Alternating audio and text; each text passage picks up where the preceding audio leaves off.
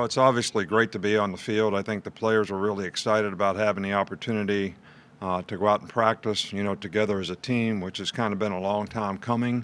Um, I think our players did a great job of managing all the uncertainties that we've had, the entire summer. Um, they've worked hard. The strength and conditioning coaches have done a great job with them. We made significant progress physically, with a lot of our players, which we're very pleased with. The days that we were allowed to have, 1 hour on the field with them and 1 hour in meetings went extremely well. It was pretty much like a mini camp, except we just couldn't do full speed, kind of team type stuff. But the players did some of that on their own, like 7-on-7, and it went very, very well. Look, we continue to try to give our players an opportunity to play. They want to play, to be able to compete, to be able to create value for themselves. And we're working very, very hard to give them an opportunity to do that in a safe way. Every player on our team has been told you don't have to do anything that you're not comfortable with. All right, so anything that we're asking you to do that you're not comfortable with, you don't have to do it. And with that being said, we have a lot of privacy, laws relative to college athletics and college athletes, and we're going to respect those things when it comes to, health issues with our players. Those things will be kept internal to the team, and we'll keep those things, in-house. We're acting in the direction of, the SEC Medical Task Force, the CDC, a lot of other folks to try to comply 100% with everything that we can do to create a safe environment for our players. And I think it's twofold. The bubble we have here, we've been very successful with. We've had less than a 2%, positive rate since I think the last month or so, less than 1% the last couple weeks.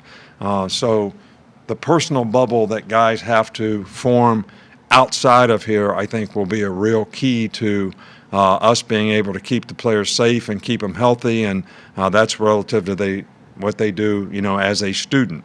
All right, so we're trying to give them direction on that. We have the Surgeon General speaking to the team tonight, which we're trying to inform our players and give them the best possible education in every possible health and medical issue that COVID-19 can possibly present to them.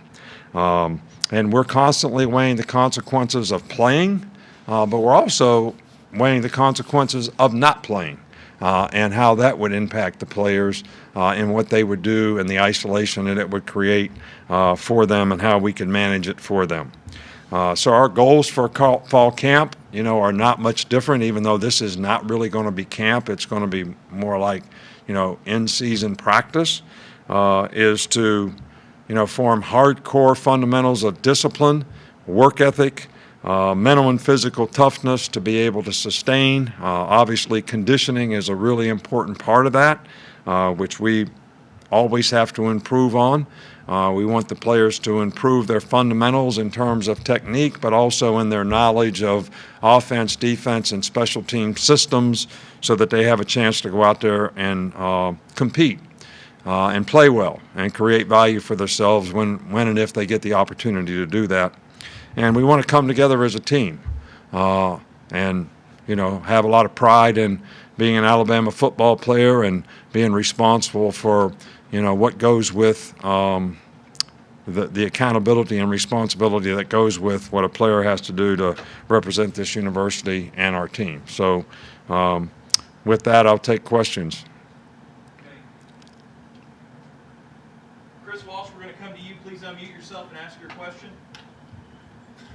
Coach, have any players opted out, and can you give us an update on is anyone injured at the start of camp? Right. We only have Brandon Cajo has a slight knee injury, probably out for a few days. Like I said, we're not going to we're going to keep all those issues internal to our team. The players have asked me to do that, and I agree with them. That's what I meant by the privacy laws of what we have to do to protect guys, in college football. So if and when a player's ready to make an announcement about that, we'll give it to you, and that'll be his prerogative to do that. Next is Heather Dinich. Please unmute yourself, Heather, and go ahead. ESPN. Nick, can you hear me? Sure. If you are able to have a college football season this year, how do you think the college football playoff should change, if at all, to determine a national championship in a year that's so unpredictable and strange? Well, obviously that's a hypothetical question, but in my opinion, there's going to be 3 conferences playing. I think the players look forward to the playoffs. I think the players that play should have an opportunity to have a playoff and have a championship for the teams that are playing. That's my opinion. I'm sure there's a lot of people that may or may not agree with that, but if we're fortunate enough to be able to manage this with player safety being the number one concern for all of us, and that we can go through a season and we can figure out who the best teams are, I think there'll be a lot of interest to see those teams play, and I know the players would certainly look forward, to playing. That's one of the biggest questions our players ask us. Coach, if we play, will we be able to play in a playoff? We want to have a chance to play in a championship if we have a good season. So that's where I sort of formulate my opinion from, is what our players think. Okay, we're going to go to Michael Casagrande with AL.com. Michael, unmute yourself. Yeah, Nick, I know there's a lot of talk about the players and their health, but just wondering about you. What's your approach to the health protocols as someone who's maybe in an age range to maybe more at risk than some of the players? So you calling me an old, I'm not going to say it. More so than the players, maybe. Look, we have a lot of respect for what we need to do with everybody in our organization in terms of what we got to do to stay safe. I mean, we all wear masks in the building. I just took mine off to come in here because it was so hot outside. I wear one that's around your neck and you pull up like you're robbing a bank, whatever they're called. Everybody in the building does that. We've done everything that we can do here. We've have Syntex in the building, which is supposed to kill germs and all kind of stuff circulating. So we test our players at the beginning on Sunday. We've done it ever since the 4th of July so that they know that the players that they're working out with are healthy and safe, and then we do it later in the week. So our players are used to being tested twice a week, which is most people are just starting now, but we've been doing that all along because I wanted every player to know the guy he was working out with or doing some drill with or whatever was not something that he had to fear, and I think that's helped us tremendously. Look, I practice social distancing. We try to keep our distance when we're away from here, our personal bubble, Miss Terry and I, and just, our immediate family. When I go see my mother, who's 88 years old, we sit 10 feet apart on a park bench and talk for 45 minutes or an hour. I say, Mom, I'm not giving you a hug today because I love you. So, I think there's a lot of changes that we all have to make in our lifestyle and the things that we do to try to stay safe, and we certainly have respected those things. We do the same thing when we're in meetings with players. We stay spread out. Everybody has social distance. Everybody wears a mask. So we're doing everything we can to stay safe, and I don't fear this because we're trying to do the right thing, and we have great medical care here, and we've got great medical protocols to try to keep people safe, and I feel very confident in trying to respect and do those things as well as possible. Okay, we're going to go to Aaron Suttles. Aaron, please unmute yourself. Nick, what's the one area of the defense you want to see improve this year, and what role maybe does Dylan Moses play in that? Well, I think we need to improve overall on defense. We gave up 18.5 points a game last year, which is the most we've given up. The last 2 years, we've given up the most points we have for a long time. And, I think we need better leadership.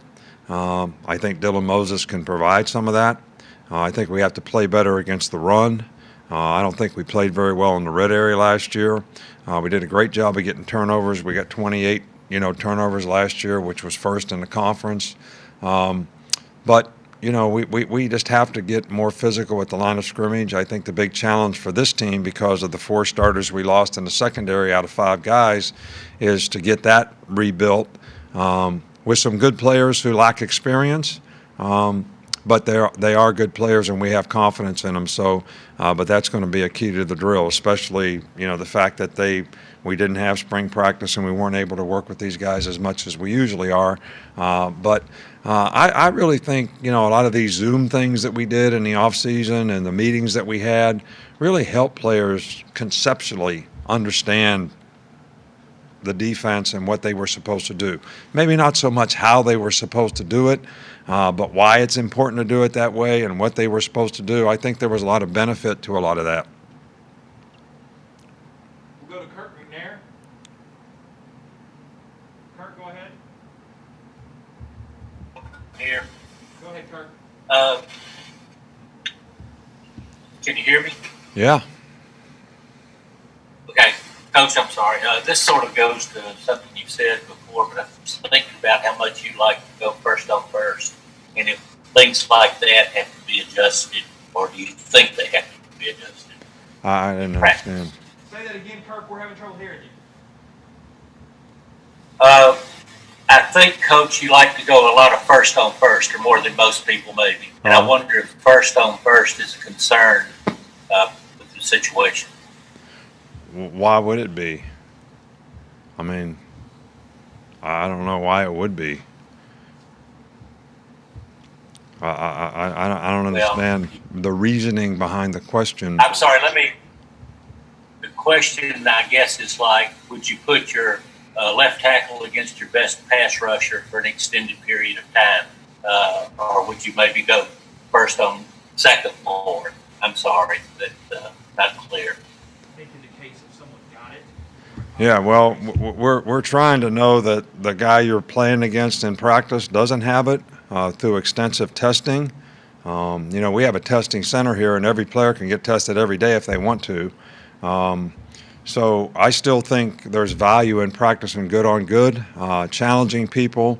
We have got some medical information that when people are outside and they're just briefly in contact with each other, they do have the shields on, that they're not at great risk of spreading this disease. But at the same time, we're hopeful that we're not putting anybody out there that has it. And we certainly, one of the reasons that we're only going to play SEC teams is we can control the protocol of making sure whoever we're playing against and whoever they're playing against does not have it as well. So I have thought about, when we were doing workout groups and so forth in the summer, not putting all the receivers in the same group, don't put all the offensive linemen in the same group. So if one guy got it, that whole, position would get wiped out. We did think about some of those things, but really haven't thought about the good on good part of it. Time for a few more. We'll go to Kyle Henderson with Rivals. Kyle, are you there? Yeah, I'm here. Thank you very much. Nick, the full schedule was released tonight from the SEC. What is your take on the SEC only schedule? What challenges and opportunities does this present for your organization? Well, I think that, people made a decision based on, player safety, what was best for the league, what we could control player safety with. And, there was a lot of expert people that I have a lot of respect for medically as well as professionally who, made this decision. It's not an easy decision, but it's something that we're, all committed to trying to create a safe environment for the players to be able to play and compete. I think the fact that we're playing 10 SEC games, I've been a guy that's been wanting to play 10 SEC games for a long time. So this year we get to do that. I think it's good for our players who get the opportunity to create value against 10 really quality opponents, in our league. And I think it's going to be very challenging because, it's going to be every week you're going to have a very, very good opponent. But I think it's, good for the fans. hopefully it'll create a lot of interest, and I'm pleased with it. And I looked at this schedule, and I think they did it as fairly as possible. And we go to Missouri to start, play Texas A&M early. We got to play everybody at some point in time, so we just got to take them one game at a time. So, and that's exactly how we've always approached it, and we will approach it right now. Two more quick ones. We'll start with Mike Rodak. Mike? Nick, just there's a lot made yesterday with some of the students returning to campus, and a lot of them weren't wearing masks and gathering in large crowds. Obviously, Greg Byrne came out and was pretty vocal against that. Just what was your view of that, seeing that yesterday? Well, I think democracy is great, and I think people that have all these freedoms, I think that's all great. But I think there's one thing that is probably a common denominator that really makes all that work, and that's that people have great moral integrity in the choices and decisions that they make. And I'm not criticizing anybody here, but a lot of people have asked that we wear masks when we're in public, when we're in crowds, when we're in large groups of people, that we keep social distanced. And I don't think they're doing that just for the heck of it. I think there's a reason for it. We're trying to control the spread of this disease, and I think that our ability to do that is going to go a long way in saying whether we can play football or not. But bigger than that, it's just your own personal bubble for your own personal safety. Every one of these students to take the proper care of themselves and respect the protocols that people are recommending for your safety. And I just think that's the smart thing to do. Last question, Charlie Potter. Charlie? Hey, Coach, I just wanted to ask you, you mentioned Dylan Moses earlier, and are he and the rest of the guys that either missed all the season or a lot of the season last year, are they good to go in camp from a health standpoint? Yeah, they're all good to go. They've been going all summer, all spring. Yeah, they've been going, not a problem. All right, Coach, thank you. All right, thank you. Appreciate y'all.